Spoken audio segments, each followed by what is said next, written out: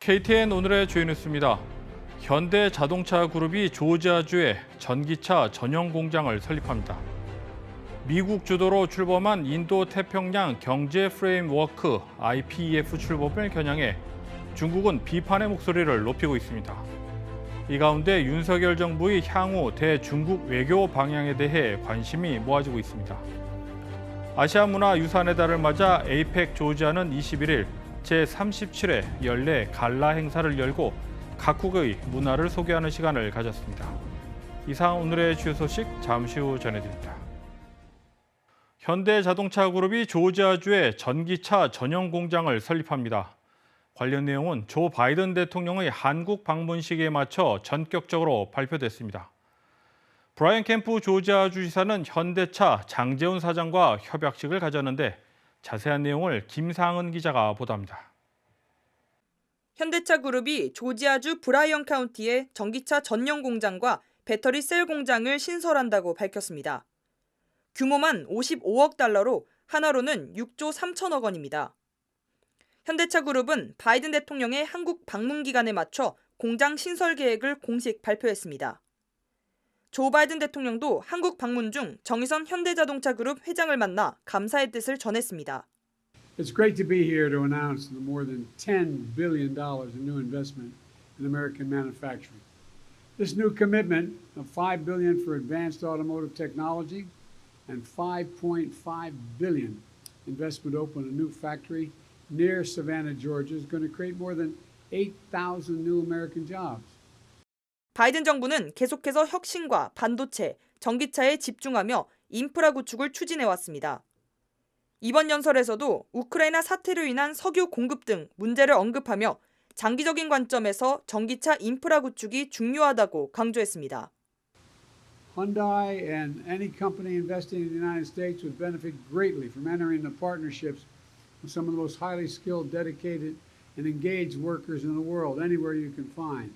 And that is American union members. And again, every venture to manufacture electric vehicles and electric vehicle batteries would be made stronger by a collective bargaining relationship with our unions. Investing aggressively in electric vehicles and battery production now, not tomorrow, now, is also important to strengthen our long-term economic security and accelerating progress toward a clean energy future. 정의선 현대자동차 그룹 회장도 미국의 현대자동차 그룹 첫 전기차 전용 제조 공장이 들어서는 것을 축하한다며 2025년까지 추가로 50억 달러를 더 투자할 계획이라고 말했습니다. This will be our first such a facility in the United States. I'm confident that this new plant in Georgia will help us become a leader in the American automobile industry with regards to building high-quality electric vehicles for our U.S. customers. Hyundai Motor Group plans to invest an additional $5 billion through 2025, which will strengthen our collaboration with American enterprises in diverse technologies such as robotics, urban air mobility, autonomous driving, and AI. 현대자동차 그룹과 브라이언 캠프 조지아 주지사도 지난 20일 공장 유치를 공식 발표하고 협약식을 가졌습니다. 조지아주 전기차 공장 설립 계획은 2019년 브라이언 캠프 조지아 주지사가 한국을 방문한 이후 꾸준히 추진해온 사업입니다. 캠프 주지사는 현대차 그룹의 새로운 공장 설립을 주 역사상 최대 경제개발 프로젝트라고 환영했습니다. 한편 이번 현대차 그룹의 새로운 전기차 공장이 조지아주로 확정되면서 공화당 소속인 캠프 주지사가 민주당 소속 대통령의 경제외교 성과에 영향을 줘 정치권에서도 이목을 끌고 있습니다. 새로운 제조 공장은 약 3,000에이커로 예상되며 빠르면 2023년 1월에 착공을 시작해 2025년까지 완공을 목표로 하고 있습니다. 이번 새로운 투자로 조지아주엔 약 8,100개의 새로운 일자리가 창출될 것으로 보입니다.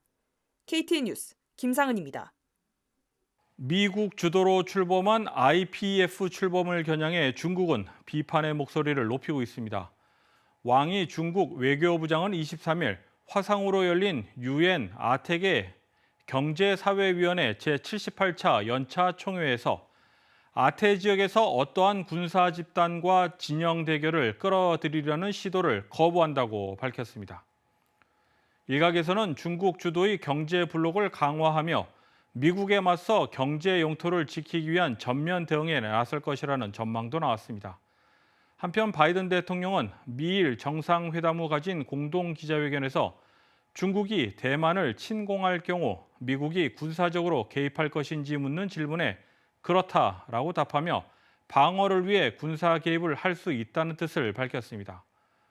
중국은 바이든 대통령의 발언에 강한 불만족과 함께 단호한 반대를 표명한다며 강력 반발했습니다.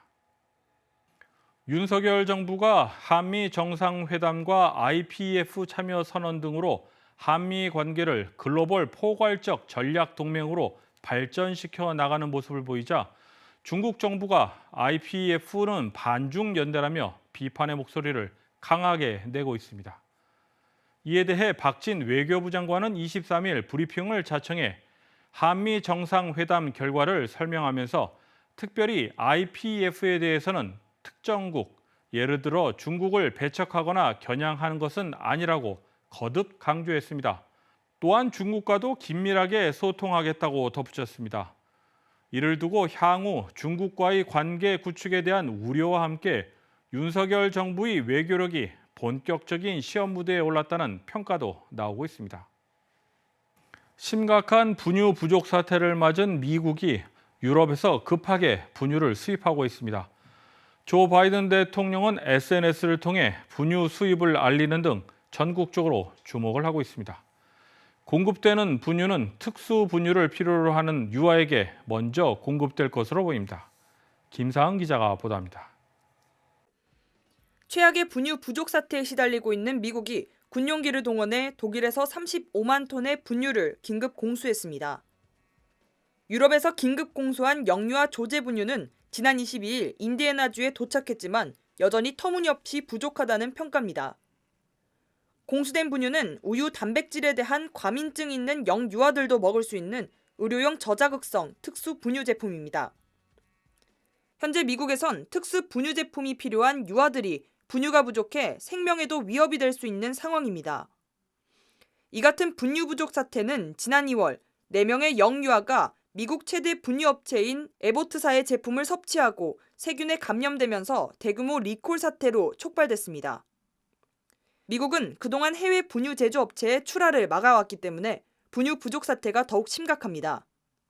백악관은 두 번째 분유 수송기가 곧 도착할 예정이며 빠른 시일 내에 분유회사인 네슬레이의 자회사 거버의 분유를 포함한 분유병 150만 개가 공급될 계획이라고 밝혔습니다. 톰 빌색 연방농무부 장관은 유럽에서 들어오는 분유가 아주 작은 분량이며 대략 17,000여 명의 필수 어린이들에게 우선 공급될 것이라고 말했습니다. KTN 뉴스 김상은입니다. 제40회 동남부 한인체육대회가 다음 달 9일부터 11일까지 둘루스에서 열립니다. 애틀랜타 한인회는 지난 21일 한인회관에서 이번 체전에 참가할 선수단 발대식을 갖고 선전을 다짐했습니다. 애틀랜타 한인회는 이번 체전에 축구와 농구를 비롯해 12개 종목에 장애인 선수단을 포함해 약 140명의 선수가 출전할 예정이라고 밝혔습니다. 한편 동남부 한인체육대회는 1981년 시작으로 5개 주 27개 지역 한인회가 참여해 오고 있으며 코로나19 팬데믹으로 인해 지난 2년간은 열리지 못했습니다. 아시아 태평양연합회 조지아 지회, 즉 에이펙 조지아는 21일 제37회 연례 갈라 행사를 개최했습니다. 연합회 측은 아시아 문화유산의 달을 맞아 연례적으로 개최하는 갈라 문화 행사를 통해 각국의 문화를 소개하고 우호를 강화하는 시간을 가졌습니다. 21일 피츠추리 소재 힐튼 호텔. 태극기를 비롯해 에이펙 참가국 국기를 든 기산이 입장하고 국민의례가 진행됩니다. 에이펙 조지아 측은 아시안 커뮤니티가 조지아에서 주민들의 삶의 질을 향상시키고 큰 공헌을 해왔다고 강조하며 회원국의 교류와 우호 증진을 위해 노력하겠다고 강조했습니다. 또한 회원국들의 연대와 결속을 통해 인종 혐오 범죄 종식을 역설했습니다. 이날 갈라 행사에는 애틀랜타 한인회를 비롯해 여러 한인 단체장들과 관계자들도 함께 참석했습니다. 또한 게리 블랙 조지아 농무부 장관을 비롯해 페드로 마린 주 하원 의원, 지미 버넷 스와니 시장과 그레그 뉴턴 놀크로스 시장도 함께했습니다. 특별히 이날 행사에서는 애틀랜타 한인회 박청희 부회장이 커뮤니티 업적상을 수상했습니다. 주최 측은 차세대 리더 육성을 위한 목적으로 이날 10명의 학생들에게 장학금을 수여하며 격려했습니다. KTN 뉴스 스티원입니다.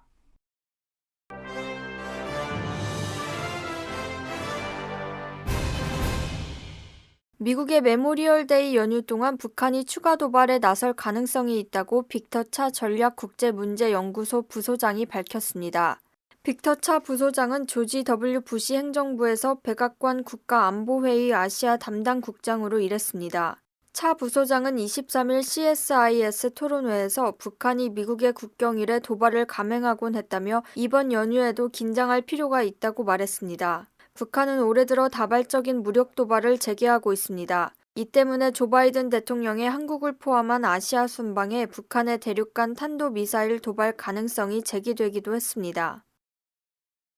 애틀랜타 한인회는 지난 21일 오후 조지아에서 파견된 한국군 장교들과 가족들을 초청해 간담회와 오찬 행사를 가졌습니다. 이번 행사는 이용기 한인회장과 장경섭 제양군인회 미 남부 지회장이 지난 4월 포트 베닝 조지아에 있는 군부대 사령관 초청 행사에 이은 답방 형태로 진행된 것입니다.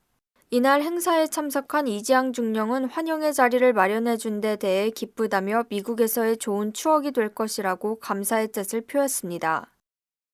95세 현역 MC인 송혜가 TV 음악 프로그램 최고령 진행자로 기네스 세계 기록에 등재됐습니다. KBS는 전국 노래자랑 MC로 활약해온 송혜가 최고령 TV 음악 경연 프로그램 진행자로 기네스 세계 기록에 등재됐다고 23일 밝혔습니다. 송혜는 긴 세월 전국 노래자랑을 아껴주신 대한민국 시청자들의 덕분이라고 소감을 밝혔습니다. 그는 대표작인 KBS 1TV 전국 노래자랑을 1988년부터 34년간 진행을 맡고 있으며 최근 건강이 좋지 않아 병원 입퇴원을 반복하면서 프로그램 하차 여부를 고민하고 있습니다. 이상으로 KTN 뉴스를 모두 마칩니다. 시청해주신 여러분 고맙습니다.